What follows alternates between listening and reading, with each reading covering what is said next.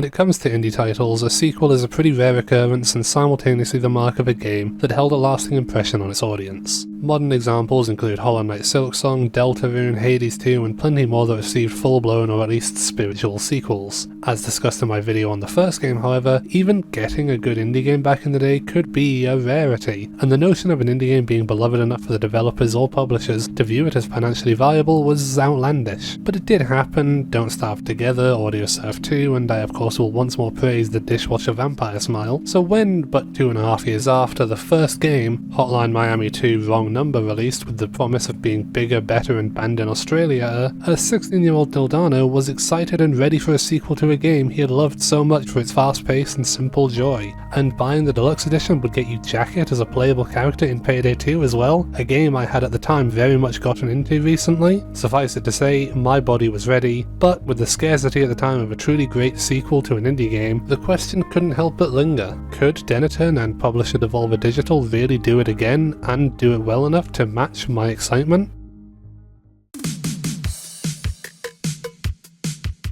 Yes, they could. Hotline Miami 2 is at its heart a bigger and bolder Hotline Miami. Compared to the 20 playable levels in the first game, this one features 27 total levels, including the prologue and the secret level. More importantly, we've gone from 2 playable characters to a total of, well, depending on how you look at it, either 9 or 12 characters, 12 and a half. Maybe we'll talk about that stuff later. Here they all are, sat around a table in a weird dream sequence with Richard. Jacket and Biker themselves, our protagonists last time, are not playable in this game's story, and we instead focus on a Miami a couple of years following Jacket and Biker's massacres of the Russian Mafia on the behalf of the 50 Blessings organization in 1989. If you do the math, you'll see that this game is indeed set in the year 1991, though the overall 80s aesthetics of the game are largely unchanged. That said, there are a handful of missions set in 1985 that goes into some backstory on a bunch of events and other missions set concurrent to the first game. Which means, yes, we once again have a game with a very non-linear and unorthodox story that is certainly going to be a bit of a mess to cover. And as such, I think I will, for once, mostly actually stick to the structure of acts presented in the game for my chapters, which is weirdly kind of novel for this channel, as I tend to just structure my videos how I see fit.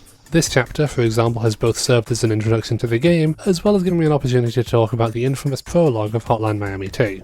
Australia is a country that is very gung-ho about banning video games, and Hotline Miami 2's intro cutscene is caught in the crossfire as it features beloved in-universe actor Martin Brown in the starring role of upcoming movie Midnight Animal, inspired by the events of Jacket's now infamous massacres, breaking into a house and killing several people mercilessly and answering a phone commanding him to go upstairs and, quote, get her. As he ascends the stairs, he kills a young man who is embracing his girlfriend, approaches the girl, and yep, it is immediately apparent after this that what we're viewing is indeed a scene from a movie shoot and is in no way an actual real depiction of assault. It's more so just a ridiculously shocking scene from a director that is quickly shown to be out of touch, narcissistic, and more than a little, shall we say, problematic in his views of women. Nevertheless, this did indeed get the game in some hot water in Australia and led to it being banned, while also setting up a variety of hints for future aspects of the game and painting how the world in-universe views the events of the first game. The press and the public do not believe that the phone calls or the 50 blessings themselves were real. In fact, they would much rather glorify the supposed psychopathy of an unwell person and glamorize his violent actions in a shocking, sexist slasher flick.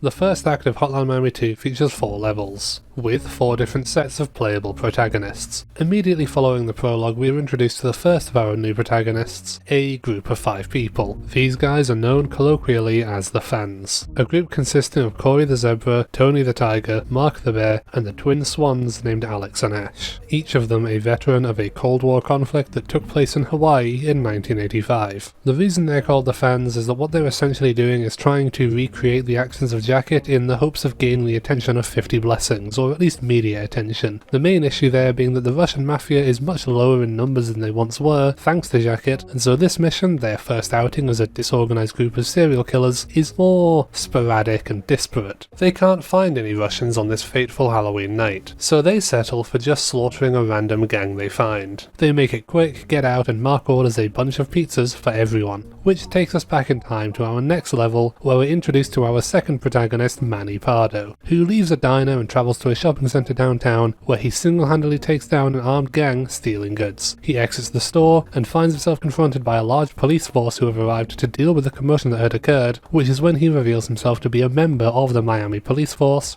a detective. Between a large number of crimes happening across the city lately, Colombian criminal organizations, some resurgences of the Russian mafia, a serial killer nicknamed the Miami Mutilator, and the near-future beginnings of the fans' massacres across the city, Detective Manny Pardo is pretty swamped with work. But it's nice to see he still finds the time to have some hobbies. Not only does he seemingly take a great joy slaughtering gangs of criminals, but as he goes to check on a recent murder by the Miami Mutilator, he couldn't begin to come across as any less interested in the whole affair, which no doubt will be important later as we learn more about this guy's peculiarities. Next up, we're introduced to Jake, also known as the Cobra. A lot of red flags immediately with this guy between the Confederate flag and his seemingly quite recent commitment to boldness, as well as the fact that he receives a phone call from 50 Blessings. Jake's missions are set back in 1989, concurrent to Jacket and Biker's own dealings with the organisation, and showcase a man who is a bit less, discreet about his dealings with them than those two were. He doesn't seem to fully grasp the concept of not asking questions, instead trying to talk back to the operator and find out more information, which leads to him being inevitably frustrated with them for never responding in turn. In spite of being a bit, moronic, he's still seemingly more than happy to just go along with it and start killing with reckless abandon, wiping out the Russian mafia at a local news station and being denied the opportunity to get a tattoo from a Russian tattoo artist. We'll come back to each of these characters and indeed be introduced to more, but the first chapter closes out with the first repeat of a character, as we are once again placed in the eyes of beloved actor Martin Brown, as he sits at an interview on a talk show to promote his upcoming film, the one with all the killing and such. He seems quite enamoured with the idea of being able to act out fantasies of killing people. In fact, he brags about how much he loves to do so in the interview, revealing that this is a very lucid dream as he commands the interview to pause. The interviewer appears deceased, and Richard appears in the audience to finish the interview with Martin, to tell him that a twist is coming, and that the actor would be wise to quit the film now rather than continue, which he refuses. Richard remarks that Martin really likes hurting other people, of course, and we return to see the conclusion of the film play out. Martin's character in the film, the pig butcher, is in his apartment with a woman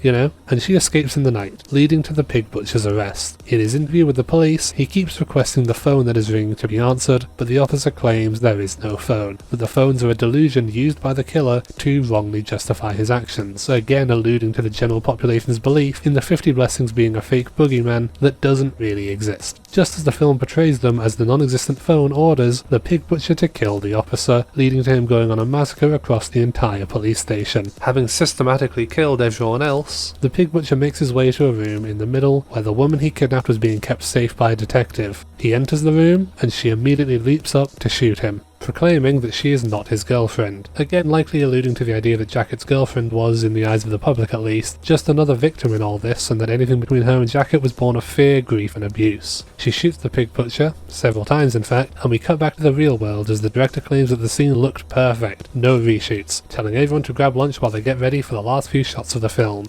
Martin does not get up.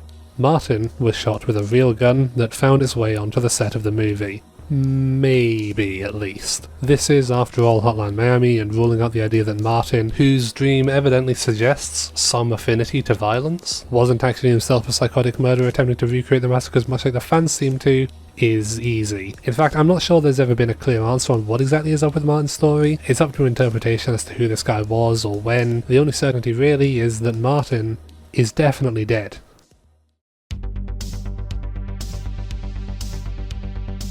On the 5th of November 1991, Jacket is in court as the trial against him for his actions in the first game is underway, with the prosecution questioning the city's new police chief regarding Jacket's claims of mysterious phone calls, that Jacket believed to be from the Russians themselves, as he never learned what Biker had about the men behind it all. The defense cross-examines the chief and a link is made between phone calls Jacket's phone records and the Russian mafia, but with nothing concrete. The defense rests and court is adjourned, leading to a writer in the gallery, Evan Wright, to leave the court courtroom and call his good friend in the Miami police to ask for leads on the nightclub mentioned in the cross-examination. After a bit of coercion from the writer, his friend, one Detective Manny Pardo, acquiesces and gives him a location and name of someone who might have more information. With that, Evan leaves and unknowingly begins his own investigation into 50 Blessings as he seeks context and facts to help write a book based somewhat on the events of the first game. I guess in a way it's not too dissimilar to what the Midnight Animal movie was purported to be, but Evan at the very least does seem to want to investigate the facts and discover the truth behind the phone calls. Arriving at the club that the detective suggested he visit, Evan asks to speak to Petrov as instructed, but the bouncer refuses to let him in without an invitation. Of course, this is Hotline Miami, so a non-violent solution is exceedingly unlikely, as Evan pounces atop the lad and pummels him to death. Curiously, however, Evan then attempts, albeit unsuccessfully, to resuscitate the man.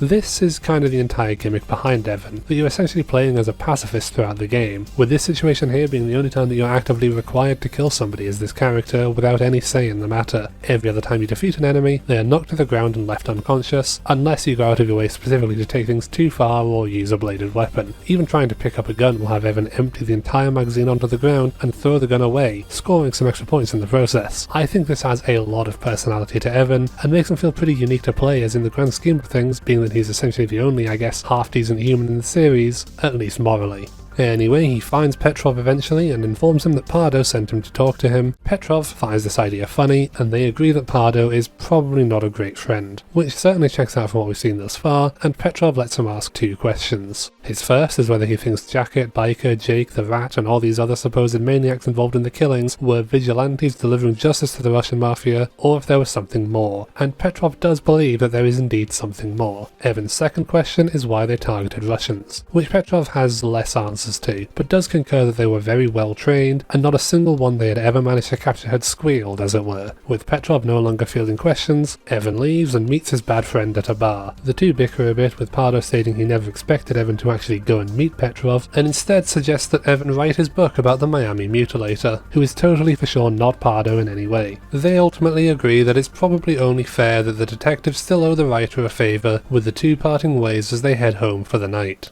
Tony is very excited about the next slaughter for him and his pals, which Ash informs them is a building full of supposed junkies that one of his friend's sisters had been frequenting. With nothing better to do, they head out in their mystery machine and begin once more to kill everyone in the building, more or less. This is around the part of the game where I think you really start to be introduced to larger levels, which is a pretty big change that the second game makes compared to the first. I'll talk about the level design later, but it adds a lot of complexity and a lot of difficulty to the game compared to the first. Overall, however, the building is still cleared of criminals, and the group supposedly rescues the girl they were claiming to help, though she wants nothing to do with the group of lunatics who pretty much just murdered everyone she knows, regardless of if her brother wanted to help her, and the fans end up leaving without her. This probably shows that their supposed good intentions were pretty irrelevant and the killing was the main motivator. Honestly, it's not even that clear that they all like each other very much, as their vehicle breaks down and they just can't help but argue with one another, proving that these guys are just really disorganized overall. Our next playable protagonist, however, is a very cool and collected individual known as the Henchman. You may notice he's wearing the attire of the Russian Mafia and speaking to a man he refers to as his boss, also in the Russian Mafia outfit, stating that he's decided to leave the game and retire from the criminal life. Surprisingly, his boss is pretty fine with this, allowing for him to leave and live his idyllic American dream life as he seems to want, provided he does one last job for him. He even gives him some free drugs as a parting gift. What a nice guy. To nobody's surprise, the job is to, of course, commit ritualistic slaughter of a large group of people, this time in some sort of chop shop. He even takes a big sack of cash on his way out. As he departs, he runs into a seeming member of the group that he sends away without killing, showcasing just how done he is with his life. Returning home to his partner and heading up to bed with his new bag of money, dreaming of a life on the road listening to Frantic Aerobics by Mitch Murder, before coming face to face with Richard. Once again, a protagonist of ours receives ominous warnings from Richard, suggesting at an impending fate, and is asked questions that hint at things to come, specifically asking if he forgot to bring his girlfriend on his fantasy road trip. And sure enough, upon waking, he finds that she has scarpered the building with the bag of money, gone to the wind as he looks distressed, cutting to him in a club trying, fruitlessly, to call her, as he goes to town on his boss's party parting gift. And then the fans arrive, shooting up the building and chopping people down throughout, killing every single person in there except for the henchmen. On their way out, they go to pay him a visit, finding him in a rambling stupor, talking about strange happenings and seeming to be completely off his rocker. It's possible the drugs were laced with something, or maybe he's overdosing. All that matters is that the fans have him surrounded, drag him on the table, and bludgeon him to death bit by bit, as he asks them to contact his girlfriend and tells them he just wants to go home, seemingly unaware of his impending fate as Corey delivers the finishing blow. All because the one guy he chose not to kill at the chop shop happened to be the same friend that contacted the fans about his sister, a string of bad luck for the henchmen that reminded the fans of how they all met in the first place. Honestly, I'm not sure there is ever an elegant time for me to break up talking about the story to ramble on the gameplay. There's a lot going on, things are complicated in this game, and we're literally just about to flash back to before the events of the first game. As it is right now, we've been introduced to all but 3 of our playable protagonists in this game, with another one about to be introduced to us. The logical thing in my brain says to wait until we've covered a level as every character to talk about the gameplay, but 2 of the characters are only introduced in the final 2 acts of the game, and as you can imagine, that makes things a little bit awkward. So what we're going to do is to generally go over the gameplay of the game, how it relates to the first and what is improved and or is lessened, all my opinions of course, you are entitled to your own, and then we will cover each character in the order of their introduction, including the one we are about to play in the next level. Then later in the game, when the time comes to play as those 2 final characters, I will briefly talk about their own unique gimmicks. Sound good? Don't answer that, this is a pre-recorded voiceover and you have no autonomy over this situation. Hotline Miami 2 Wrong Number is a sequel to Hotline Miami. I know that sounds like a silly billy statement, but it is an established aspect of media in general that the second one in a franchise justifies its existence by expanding the story and universe in a way that leaves an impact, sometimes even improving upon aspects established in the first. Video games tend to take this one step further, with the overwhelming majority of games feeling the need to one-up themselves in terms of gameplay compared to the first. For some, this may mean overhauling the gameplay in some way, but the core essence of the gameplay mostly stays the same in the end. As for Hotline Miami 2, this game is effectively just a bigger Hotline Miami in regards to gameplay. The core essence of what was established is maintained, where both the player and the enemies all have very little in the way of survivability, and being hit at all typically results in instant death. With it being top down and fast paced, this means the game has an addicting loop that almost feels like solving a puzzle on the best way to clear a stage without interrupting the flow of the gameplay. To go fast, and stay alive. But with the levels being absolutely massive this time around. The first game had a handful of fairly large stages, but it was a lot simpler in the vast majority of its levels compared to this one, which features bigger layouts with more windows and sightlines to play around, or more gimmicks in the levels themselves that you have to work around, like enemies taking cover, or certain enemy types that are immune to melee, immune to guns, or function themselves more like boss battles in a way. A lot of the time this can help enhance the fast-paced gameplay and make things more fun and dynamic, and I have no doubts that for people who love replaying the levels to get high scores or fast times, this adds a lot of complexity and skill to the game as a whole.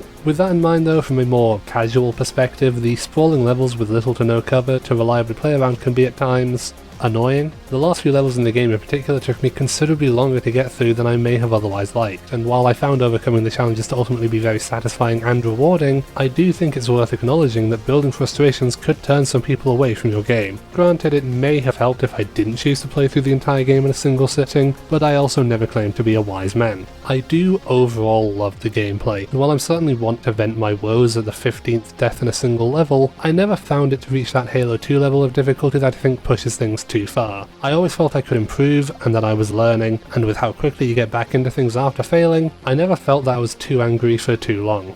Right, well, that's the gist of the gameplay, so let's start talking about the characters, and we'll go in order of their introductions to us throughout the game, starting with the Pig Butcher, Martin Brown. He is one of the simpler characters to cover because he is functionally identical to Jacket from the first game. He waddles a bit slower and his melee attacks are slower as well, but he's honestly very similar to the classic and bog standard Hotline Miami experience. The fans are next, and we will start with Corey the Zebra, who is also very similar to Jacket fundamentally. This will be a recurring theme, being able to pick up and use all the crazy weapons, feeling great to play, while also being able to do a cool roll to avoid damage. It's a little bit finicky, in fact I don't think I ever actually got use out of it once, but it helps differentiate her from the other characters with her own shtick. Tony the Tiger has a more unique thing going for him, in that he's not allowed to use any of the weapons that the game offers. Whereas most characters can pick up weapons and smack or shoot to their heart's content, Tony is stuck using only his fists, but isn't restricted to having to execute downed enemies by having fully lethal fists of thunder on his side. And then the Swans, Alex and Ash, take things a step further by being so absurdly unique.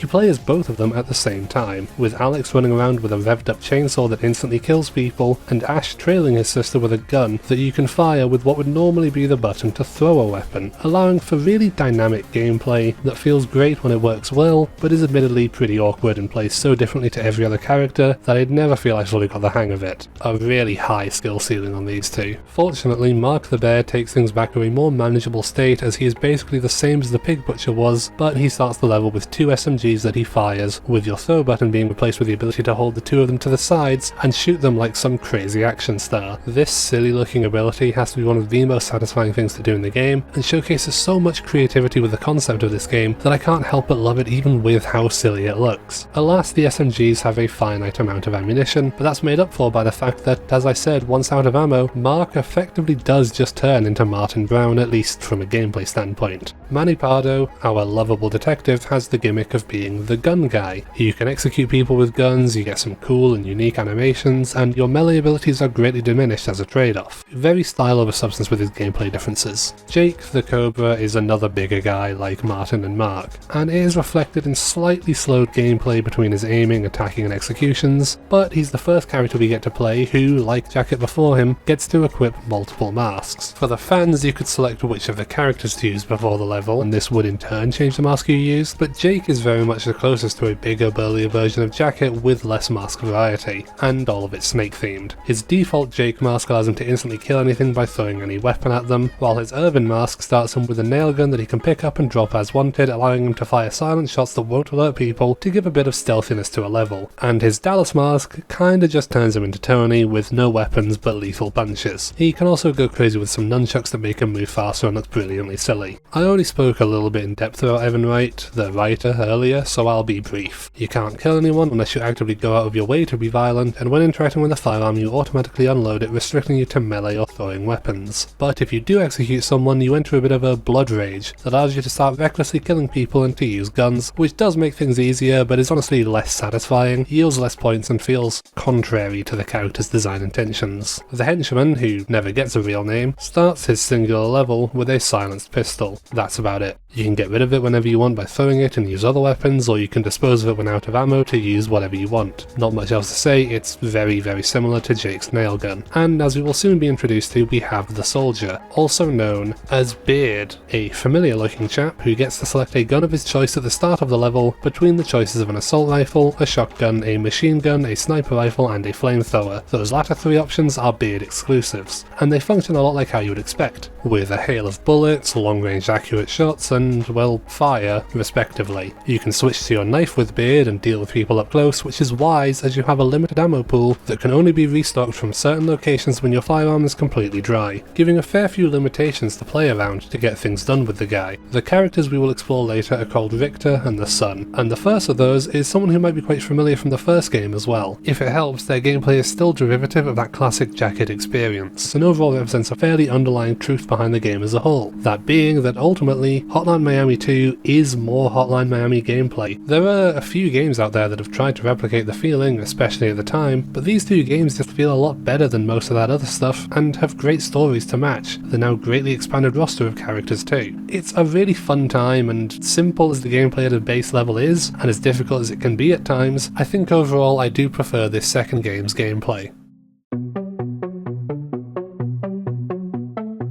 Hawaii 1985. I alluded to a conflict that took place in the Aloha State as part of this universe's ongoing and escalating Cold War, and that the fans had been involved in the conflict. As it turns out, this is also where the bearded chap that Jacket hallucinated as being every single store employee in Miami once was, deployed as a soldier in the conflict in a special company alongside Jacket himself and 2 other men, one of which looks an awful lot like Jake but isn't actually Jake. Beard relieves himself from his squad and heads to his bunk with Jacket, but is interrupted along the way by a meeting with none other than Evan himself, who asks to take a picture of the two men, which Beard requests a copy of. This is the very same image that Jacket hung on to a few years later, a memento of his friend with whom he had fought in the war. After arriving at camp, Beard receives instructions from his commanding officer to head out into the jungle and dismantle a Russian base, but he curiously uses language not too dissimilar to the coded speech that was emblematic of the 50 Blessings, showcasing a potential origin of their mysterious phone calls being influenced by this colonel. With the base cleared out, Beard notifies his squad of the mission complete using similarly secretive language, and they respond in turn, arranging to meet up together where Beard's squad mate suggests allowing another member of their squad to commit a few war crimes before they leave with the intel they captured. That's all we see of Beard and Jacket's escapades in Hawaii for now, as we once again return to the perspective of the fans in 1991, remarking that they seem to now be famous thanks to their murder of the henchman, and are eager to get their name in the news again. To do so, they need criminals, and they decide to go after what they believe to be small-time drug dealers that Alex had interacted with recently. After clearing out what seemed to be a very small number of dealers, Tony seems to be disappointed, but upon further investigation, there seems to be a whole base of these guys just hanging out in the sewers, ready and waiting to be cleared out, somewhere where they seem to be disposing of bodies in Breaking Bad-style acid vats. Ultimately, the fans seem relatively unshaken by the horror scene, which as it turns out is because they dealt with facilities like this back in Hawaii. The following day, Detective Manny Pardo arrives at Alex's apartment, asking to speak to her, and after quickly hiding all of her evidence, she speaks to him in her kitchen as he reveals that he's looking for her brother, the other swan in the duo. She claims he doesn't live there anymore, so Manny simply requests she pass the message on that he wants to speak to him at the police station, before very uncomfortably attempting to flirt with her and making his exit. It should also probably be known that he's very much planted evidence to frame her for a crime he has committed.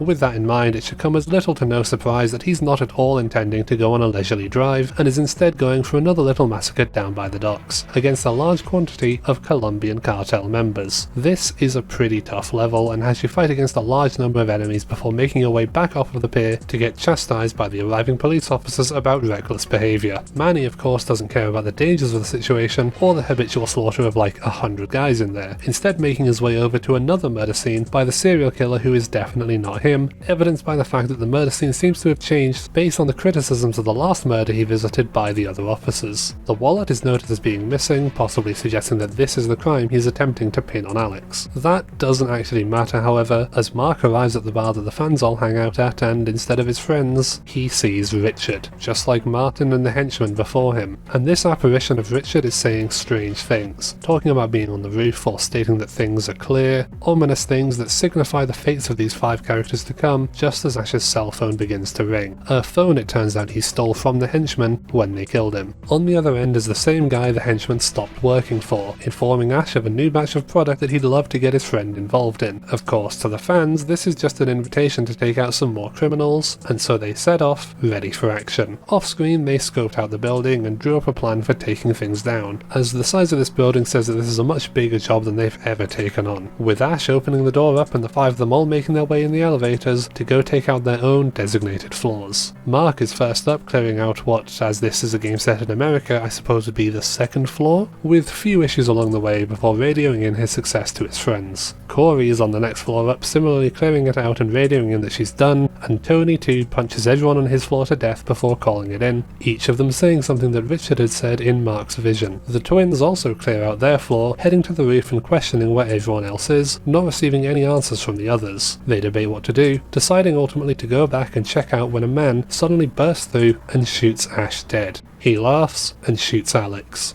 then and there ending the fans' short-lived crime spree across the city, and avenging his henchmen.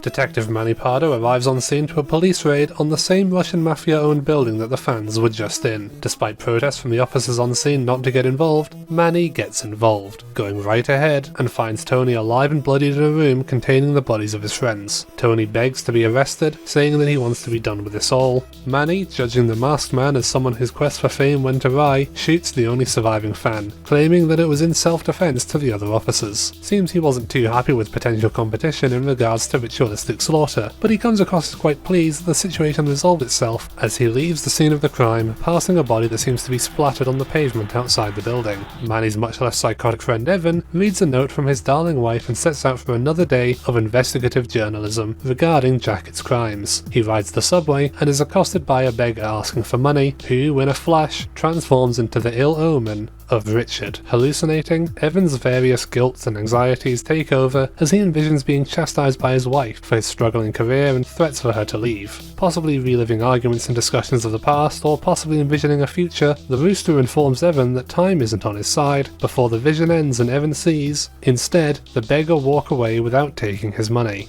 At the other end of his train journey, Evan unwittingly finds himself in a subway station that is teeming with ne'er-do-wells. Once again, non-lethal is the name of the game, and with a guy roaming the halls who alerts everyone to Evan's location, stealth is imperative this time as well. So, this level is complicated, as there are actually two potential endings to it depending on whether or not you had Evan answer the phone or not before reading the note from his wife. If you answered the phone, Evan finds himself attending a mysterious meeting at a bar, talking to someone who wants to cash in the $200 reward Evan is offering for information relating to Jacket's case. The meeting is with Biker, who seems to be terrified of the potential repercussions as he actively spills basically all the real actual details about 50 Blessings and their whole organisation, revealing that he's also had a foreboding vision of Richard. In spite of the fact that everything Biker says is verifiably actually the case and is what actually happened not only to him but to Jacket and others, being exactly the information Evan was looking for, he doesn't believe Biker, chalking it up to the ramblings of a drunkard and leaving without paying.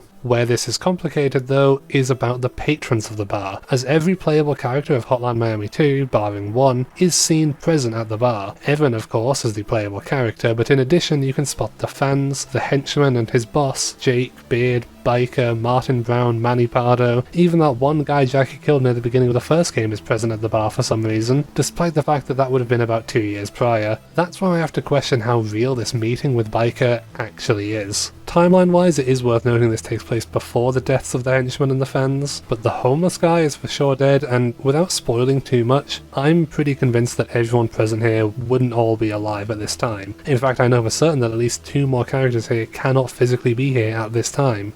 So, is any of this real? Maybe. It's not impossible for Evan and Biker to in fact meet, but that the patrons of the bar, being the other playable characters, are just there as a fun Easter egg, for a scene that is already in itself a bit of a fun Easter egg. It's also possible, in fact, I'd say more or less guaranteed, that this meeting didn't happen. I do still believe Biker is alive and that his story from the first game is real, but he probably never attempted to spill the beans on 50 Blessings for fear of his own life. I doubt Evan received this information as a whole, and that the main non-secret ending to the level is what actually happens. This ending sees Evan visiting a sweet old lady named Rosa to ask about her son. Rosa is very ill and cannot look after herself, requiring constant care that she had previously received from her son. Unfortunately, 2 years ago, her son got himself involved in the various murders across Miami just as Biker had. Eventually, he was caught, arrested, and has since managed to escape from the prison. He has contacted his mother, but she is reluctant to give Evan his details, instead opting to give her son the details of the writer so that he can choose if he wants to contact him, to put himself at risk. Evan sees this as fair, but asks to be allowed to investigate her son's room, where he finds a series of answering machine tapes with various dates on them, evidence of conspiracy. Flashing back again to the war, Beard's squad are discussing what it is they want to do when it's over. Daniels used to be a teacher, so his future is secured, and Barnes here wants to return to his old career as a bartender. Beard has less specific plans, saying he'd like to do any old job where he can stand at a register and not have to shoot people, perhaps forming the basis of Jacket's later delusions. The Colonel, disillusioned and doubtful of the success of this war, informs Beard that he and his team are to charge into an enemy stronghold as what is supposed to be their final mission. Unlikely to succeed, he is unhappy about it, but Beard charges onwards nevertheless. And if the levels weren't already big, then this is a part of the game where I'd say they get bigger and bigger, to the point where they start taking me several minutes of gameplay to get a successful run, and it only snowballs from here in terms of length and difficulty. Despite this, the mission is a success, and once again using 50 Blessings-esque dialogue, they arrange a meeting point where Beard and his team are praised, as many men had lost their lives trying to capture the stronghold, but they managed it with little to no strife with only 4 men. 4 men who are now looking forward to heading home. Now back again with Jake during the events of the first game, he answers his phone and receives another task from 50 Blessings, once again displaying a staggering ignorance at the point of discretion. Even more ridiculous, he blindly and boldly marches into a centre run by patriots and starts spouting out about the phone calls he's been receiving, stating that they've been asking him to do stuff, blackmailing, threatening him, and Jake suggests to the kindly patriot that they should take this setup of using phone calls to dispatch of criminals, but apply it to the Russian immigrants coming to Miami, to start a civil movement with his fellow patriots who are already largely comprised of former military. The man he's speaking to swears he has no idea what Jake is talking about and that they are a peaceful organisation, only for Jake to finally catch on that the man he's talking to is a part of 50 Blessings, that this patriot organisation he is a member of is already literally behind the exact plan he just suggested. Jake promises not to share any of this info and leaves to go do a little massacring as was requested. Similar to the subway level as Evan though, this level as Jake has a few distinct possible endings. There are 3 floors to this building for you to make your way up, each one escalating in difficulty of course, and therefore each providing ample opportunities for the player to mess up and die. Doing so on the first 2 floors allows you as always to just restart the floor and try again. The 3rd floor however results in a different fate, a fate where Jake is injured and dragged away to meet with Petrov, the same man Evan would meet with 2 years later, who interrogates Jake. Surprisingly, he does keep his word to not give any info on 50 Blessings away, though perhaps unsurprisingly this results in Petrov shooting him. Should Jake survive the 3rd floor however, he makes his way down the stairs and has a run-in with the manager from the 50 Blessings Centre, telling him to follow him to a safe house before the cops arrive. Once there, he offers to go get Jake a coffee, and Jake sits there as the man returns, shooting him in the head. No matter what, Jake is unable to share the information on the 50 Blessings to the world, dying fruitlessly. In fact, his body could even be found during the first game, hence why I doubt he would have been able to be at the bar that Evan visited. Speaking of Evan, however, there actually is one way for Jake to get evidence of 50 Blessings out to the world. When the man leaves to grab his coffee-flavoured gun, you can grab a little floppy off the table, and you'll be able to play through a secret bonus level as Evan. This level has Evan visiting a list of addresses that he finds on the floppy disk, bookended by TV static to signify that this is probably not real as well. In this secret stage, Evan investigates a creepy 50 Blessings bunker with lead-lined walls, a gym, water filtration systems, proper doomsday prepper type stuff, though curiously abandoned, perhaps out of fear of Jake's blabbermouth in getting the location leaked. As such, instead of 50 Blessings, the only people inside are the homeless wearing several animal-themed masks, and a few gang members who are all seemingly squatting here. This basically just plays as a standard, if not somewhat eerie, Evan level, and ends when Evan leaves the building. It should again be stated that this level is even more noticeably non-canon than the bar sequence was, and Evan never got to find out this information either. Instead, the canon ending is that Jake was killed for knowing too much, actually by Petrov and not by the man, and the rest of the events of the first game played out as is, with Jacket unwittingly carrying out 50 Blessings plans, and with Biker being the only person to ever actually uncover the truth and survive. Which brings us to the final level of this act, and our final level is Beard back in Hawaii. His so-called final mission he underwent seems to have been misinformation, and his real final mission is this now, to march into an enemy-occupied power station and recapture it for America. Suddenly, the Colonel appears wearing a panther's head as a mask, engraved with a symbol that would later be adopted by the 50 Blessings. His previous despondence to the war has taken an effect, and between the various substances coursing through his veins and a thirst for blood, he screams a speech at his men of treason, suggesting that violent men such as themselves shouldn't be following orders and should be carving their own slice of democracy out of the USA. Similar sentiments to those that would later be shared by 50 Blessings. Whether it was by him or someone he knows, whether it was now, during the war, or shortly thereafter, whether he intended it or not, this is the birthplace of 50 Blessings. The secretive codes, the symbol, the animal masks, the thirst for a new world order and a hatred for cowardice and Russians. This is where it all began,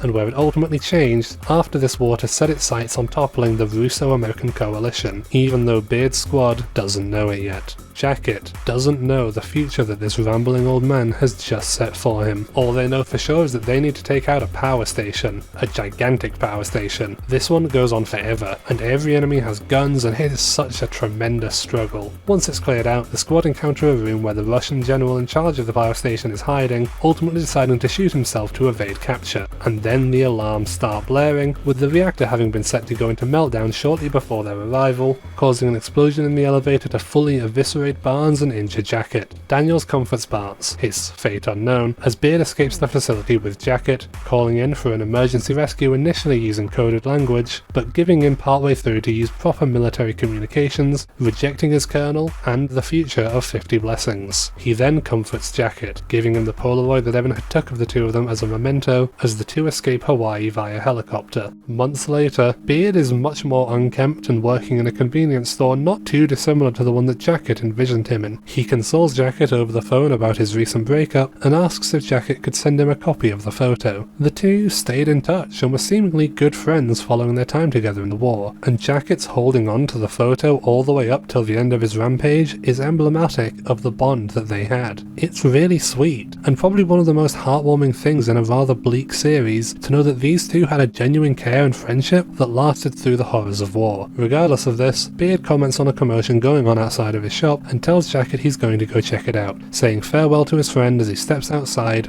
having uttered his last goodbye. Beard wasn't in Miami. Beard was in San Francisco. Following the end of the war, Russia fired a single nuclear missile at San Francisco, eradicating the city. Beard never survived to the events of the first game, dying 3 years before, and this tragic event only further fueled the fire for 50 Blessings' machinations to manifest. One of the nicest moments in the series inevitably ends in tragedy. And there's still 2 chapters to go. Evan receives a phone call with a man asking for money from the writer if he lets him tell his story. Provided the story is good enough, Evan is willing to pay for it, and so the man begins to tell his tale. A tale of cryptic phone calls, a tale of threats when the calls were ignored, and a tale of fear for the life of his mother, the same woman, Rosa, that Evan had spoken to earlier. The story begins as the man leaves, heading out to the location as instructed, which is of course filled with Russian mafia members, and he dons his mask. A rat mask. If you recall from the first game, there was somebody who wore a rat mask working for 50 Blessings. The man who killed Jacket's girlfriend. A man named Richter. The gameplay of the following levels will take place fairly concurrently to Jacket and Jake's stories, but these intermittent scenes of him talking to Evan take place in December of 1991, at some point likely in the midst of the fan's story. Richter survived the events of the first game, likely spared by Jacket, which does mean I must admit to making a mistake on my first video by shooting him, but, in my defense, I really wanted to shoot him. Nevertheless, he lives, and he is reciting his tale to Evan for the entirety of this chapter across 4 stages.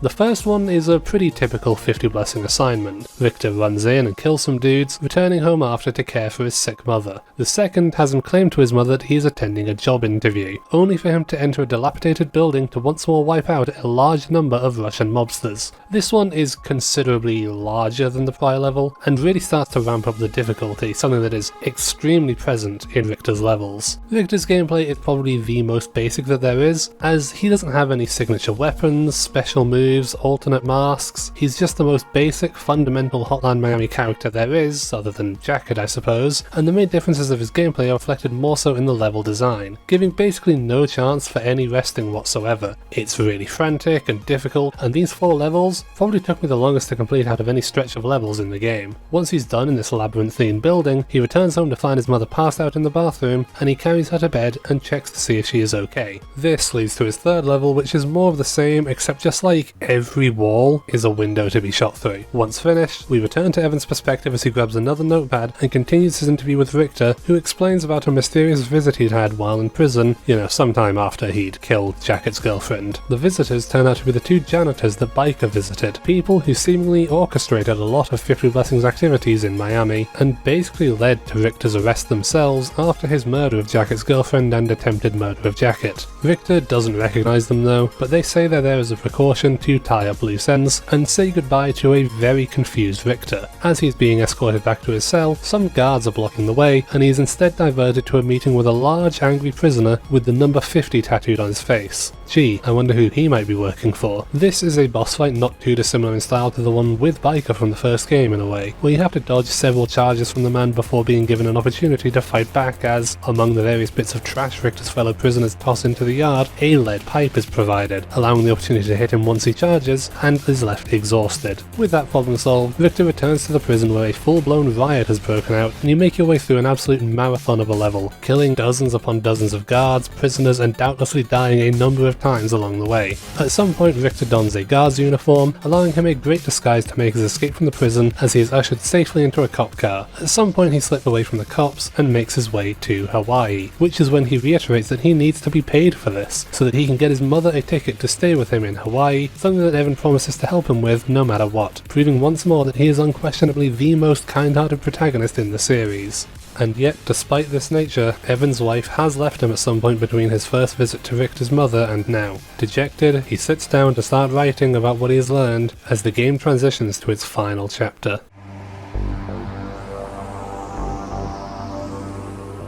The final chapter largely follows our final protagonist for this game, someone who has been there since very early on, that being the current leader of the Russian Mafia in Miami, a man known only as the Son, as in the son of the man Jacket killed, or attempted to I suppose, and indeed the same man that the henchman was seen retiring from working for. The first level is set a few days before that meeting that would ultimately lead to the henchman's untimely death, and features the Son attacking a club owned by the rival Colombian cartel that he was invited to party at. The henchman is skeptical at how good an idea this is, but the Son is already halfway out the door and ready to attack. The Son is, as a character, once more quite derivative of other characters, specifically effectively letting you choose the loadouts of 3 of the different fans. His bodyguard loadout replicates Corey's dodge roll, his dirty hands loadout replicates Tony's punches, and Bloodline replicates Mark's akimbo SMGs. The first level isn't as bad as a lot of Richter's, and once it's over, the Son celebrates his victory at this fine gentleman's club with women, narcotics, and his good friend, who heads home to see his girlfriend, even accurately predicting that she is going to leave him one day, or like in 4 days' time I suppose. Regardless, he lets the henchman take some money before he leaves, and the game transitions to a little under a month later. At this point the henchman has died at the hands of the fans, but the Son is currently unaware of this fact, preferring to toast with a couple of other nameless goons to a prosperous future as they set out to cause more problems for the Colombians. This time, they enter a bank, mask up and begin the slaughter. And this level is just a full-on bank robbery, funny Payday 2 reference, and you actually don't even get to use any of those previously mentioned loadouts for this one, so you're really just a bog-standard guy yet again. Progressing further into the bank, the Son eventually makes it to the vault, where one of the nameless goons has died, and he sees a darkness enshrouding the back of the vault, where his father, grandfather and their bodyguard, all killed by Jacket, are waiting. The Son says he is following in his father's footsteps to try and make him proud, but the vision of his father tells him he won't understand his bad decisions until it's too late. A statement that is reiterated when his grandfather transitions into a vision of Richard, warning him of his impending fate.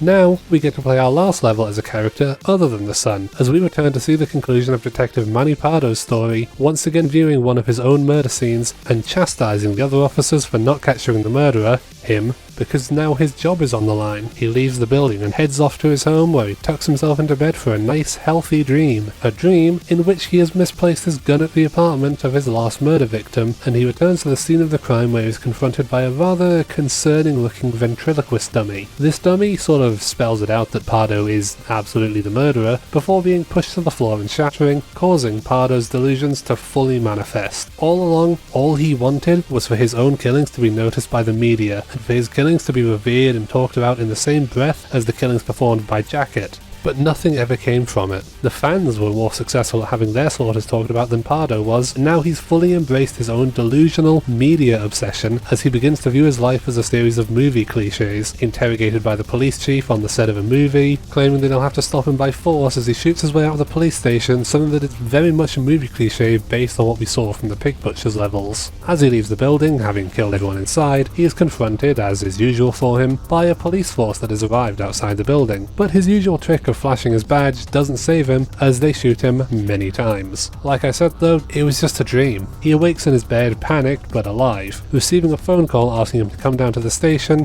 to which he calls in sick, looking at his gun which was safely on him this whole time. About a week earlier, Pardo attempted to pay a visit to the Son for reasons unspecified, though possibly with the intention of murdering him. The Son is, according to the receptionist, not in the building, but is actually just out back punching a guy repeatedly, preparing a hit on the Colombians to fully take over their operations as he sets out to go and do just that. And I messed up. I chose to use the Sun's fist only mode for this level, this incredibly long, incredibly difficult level, this level with enemies with guns behind windows down long corridors that you can't see down. This level that alone took me 30 minutes to finish. I made a poor choice and I admit to that, but regardless I was eventually able to navigate my way through this nightmare of a level and bring the Sun to his meeting with the Colombian cartel's leader. Alone, and I can assure you very much unarmed, the Colombians point a large number of guns at him, ready to kill him. The Sun, unperturbed, simply stands there looking at imminent death, counting down from 10 as his men enter the room to the side of the Colombian boss's desk, firing as the countdown reaches 0, and once again cementing the Russian Mafia as the leading crime family in Miami, and concluding the final chapter of the game. Well, except for the epilogue. The Sun tries, unsuccessfully, to call his former henchmen, unknowingly patching through to the fans and alerting them on where he intends to go. He took over the Colombians' operation, and with their money bought a fancy new building, a familiar building. He is celebrating his victory, but he is perhaps celebrating a little too enthusiastically, as reality starts slipping away from him. We know from the stupor that the henchman found himself in that whatever substance he has taken hits incredibly hard. His men disappear in the blink of an eye, time warps and skips and blips, and he seems to not entirely grasp the actions he has taken. The implications that he has fully snapped and lost control of his actions, slaughtering his own men in a blind, drug-addled rage. He envisions his own men as being on fire, his dogs with 3 heads, and he follows the natural path of destruction throughout his new building to reveal something we already know. His men are being killed by the fans, and in his fragile state of mind, he sees the fans as actual manifestations of their masks. Mark appearing as an actual bear that he has to avoid and defeat with a devastating swipe. He kills more of his men, including one who offered him a gun, before stating that he has to get a grip, just as he slips further into this paranoid trip as he seemingly breaks the 4th wall, with his chat head swallowing him whole and transporting him into a room with Corey, where the player must use a gun to shoot her as she charges across the room at high speeds. Further down there are more Russian mobsters who appear to be attacking the Sun, whether this is real or not is highly dubious, and he finds himself at a pile of corpses down a long corridor, where the manifestation of Tony charges forwards and is shot, for Pardo to clean up later, leaving only 2 left as he arrives at the roof, to find a visual of a giant, 2-headed swan portraying Ash and Alex. We know he shot the twins in reality, but in his mind he seems to revel in venting his frustrations with a fire axe, swinging at them until they are dead, and heading forwards to a heavenly rainbow bridge at the edge of the building, and walking off into an eternal bliss. Walking off to die on the streets below. Okay, so what just happened? This was basically the Sun's version of events from the level earlier in the game where the fans all died, and it showcases how these events transpired before Manny arrived on the scene, and it seems to all be an account of the Sun's own anger at his father's death at the hands of Jacket 2 years prior. His whole spree at the end of the game here was just a matter of frustration at what he believes to be an untimely injustice, a feeling that he has to live up to this legacy and that he can and will control Miami. Well, he probably just wants to sit around and get zoinked all day. In this state of mind, the fans attack the building, themselves replicating Jacket's spree, and he seems to have taken the opportunity to, in his mind at least, feel as though he has somehow avenged his father. Whether unknowingly or out of grief, he ultimately ends up taking his life. Martin Brown dies on the movie set, the henchman was killed by the fans killed by the Sun, Jake killed by the Russians 2 years ago, Beard died in the San Francisco nuclear bomb 5 years ago, and the Sun, well, he killed himself. Manny feels his days are numbered as his own guilt and obsession are catching up with him, Jacket imprisoned for his crimes, Biker is on the run living in paranoia at being caught by 50 blessings. Victor sits with his mother in their new home in Hawaii and watches Evan talk on live TV about his upcoming book, that while he was unable to find conclusive evidence of a conspiracy, he does admit that there was likely more going on than meets the eye, hoping that one day all the evidence will come to life and the world will know Jacket's true story. Then, the interview is cut off. An emergency broadcast message. The President of the United States of America has been killed alongside the Russian President during a press conference in Washington, D.C. Killed by a US Army general. Killed by the former colonel in charge of Beard's squad back in Hawaii. The final escalation of 50 Blessings' plan, showcasing that it was all for naught. No matter what any of our protagonists did, they were never able to piece all the information together, and they never truly uncovered 50 Blessings' intentions, and they were never able to stop them from ending the Russo-American coalition. Russia views the assassinations as an act of war, and the ominous and foreboding notion of this prompts one final arrival from Richard, who sits with Richter as he tells him the final truth. Good times? Good times never last, and there's nothing anyone can do about it.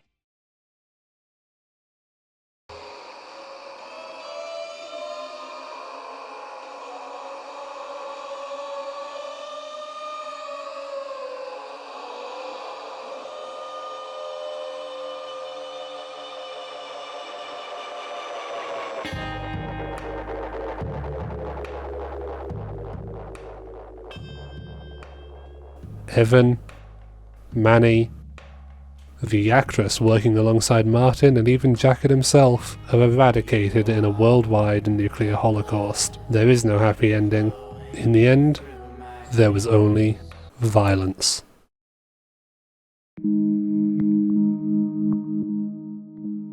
Okay, so this is a slightly unorthodox chapter for me, but I think with how non-linear the Hotline Miami games are as a franchise, it could probably benefit from me putting together an actual display of the events in the order they happen so that things are less confusing. Because they are confusing. Even in order I would say they're pretty confusing, but they can at least be less confusing by having things displayed in the order they happened. Roughly at least. Some things never get a specific date given in game, so shoutouts to the Hotline Miami fandom wiki and the general community at large, who've done their best to piece together everything and make things without definitive dates or times fit together neatly. And if you don't feel the need to see things displayed in timeline order, then please do feel free to skip ahead to the next chapter where we will be discussing the music of Hotline Miami 2.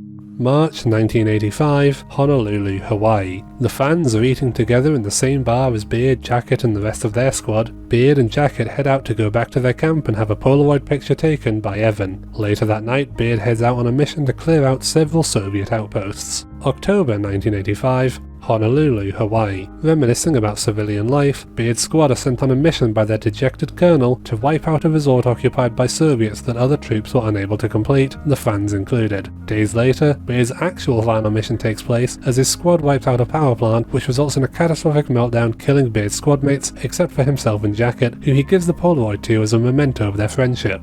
April 1986, San Francisco, California. Beard is talking over the phone to Jacket and asks him to send a copy of the Polaroid to him when he has the time. He ends the call, heading outside to see what the commotion is outside of his shop, just as San Francisco is destroyed in a nuclear detonation.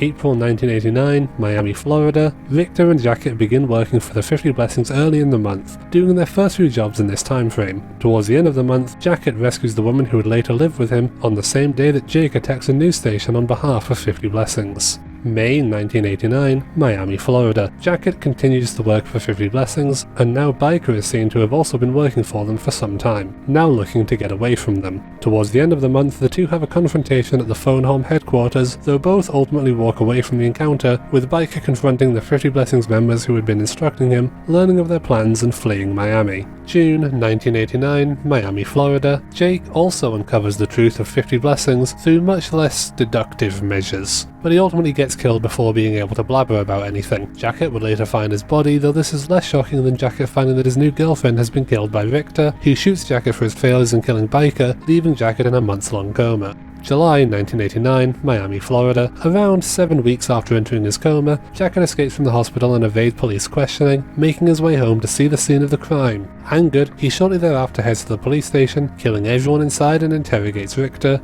learning that he is just as much of a puppet as Jacket is, as Jacket ultimately spares the rat and escapes with confidential police files. Victor is later taken to prison, while Jacket uses the gathered information to track down the leader of the Russian mafia, killing the father and grandfather and reminiscing about his friendship with Beard, before letting go of the photograph as he feels complete. July 1990, Miami, Florida. Victor receives a visit from the janitors while in prison and ends up getting caught in the middle of a full-on prison riot that they had orchestrated, ultimately resulting in his escape from prison in a guard's uniform and his fleeing to Hawaii.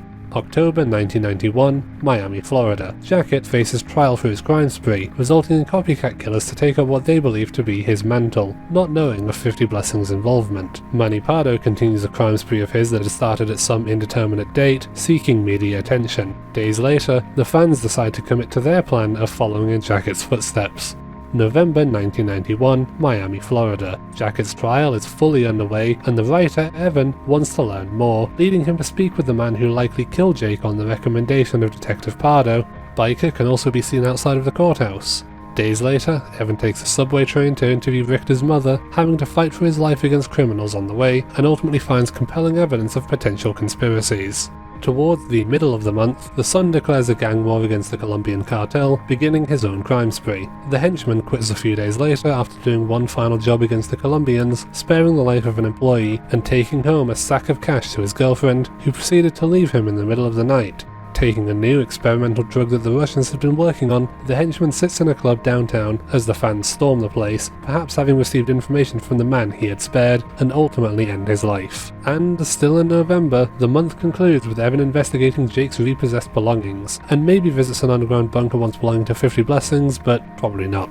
December 1991, Miami, Florida. Victor tells his story to Evan over the phone in exchange for plane tickets to send his mother to Hawaii, and the fans attack a gang hideout, delighted by their growing notoriety. The Sun robs a bank involved with the Colombians, the movie Midnight Animal releases starring the recently deceased Martin Brown as the pig butcher, Detective Pardo visits Alex, commits another murder, and assaults a large Colombian-owned ship. Much to his chagrin, the fans still have much more press attention than either of his attempts of catching fame have mustered. The detective also tries to arrange a meeting with the Sun, but is unable to meet with him properly, as the Sun is instead off taking over the Colombians' operations in Miami, cementing yet again a strong Russian foothold over crime in Miami. A week later, the Sun tries to call the henchman to get him to come check out his cool new headquarters, but Ash had taken his phone when the fans killed him, and so the group decides to follow this lead as a potential opportunity for more murders. Unfortunately for them, a drug-enraged Sun ends up systematically killing Mark, Corey, Ash and Alex before jumping from the building and dying himself. Tony survives, but is later shot by Pardo. Shortly thereafter, Pardo has a breakdown of his own, envisioning a phantom chasing after him and viewing his crimes catching up to him from his own warped, egotistical sense of media cliche-ridden dialogue. He wanted fame, but now that all the competition is dead and without any real fame coming his way, the only ending he can envision results in his death. Paranoid and breaking down, he barricades his apartment and waits for what he assumes is the inevitable comeuppance of his actions.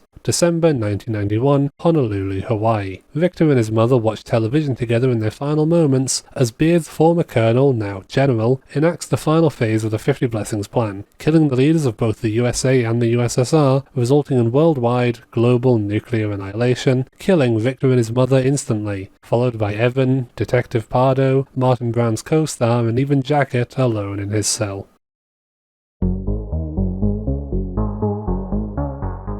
The visual style of Hotline Miami is self-evident in its simplicity. The fantastic use of colours and styles to really aid the scenery, the gameplay, fast-paced and frantic, is very easy to learn and satisfying to master. But the biggest claim to fame of the Hotline Miami series is none of these, nor is it the fascinatingly complex story. It's the bangers. Thus far throughout this video I've been playing some songs in the background, each one energetic, surreal, crazy and really fitting thematically. And honestly, I just don't really know how to talk about video game soundtracks. I mean, I don't know what more I can really say other than I think it's really good and it fits the game perfectly. So I'm just going to close out this chapter with snippets of a few songs from the soundtrack I like and let you make your own mind up about it.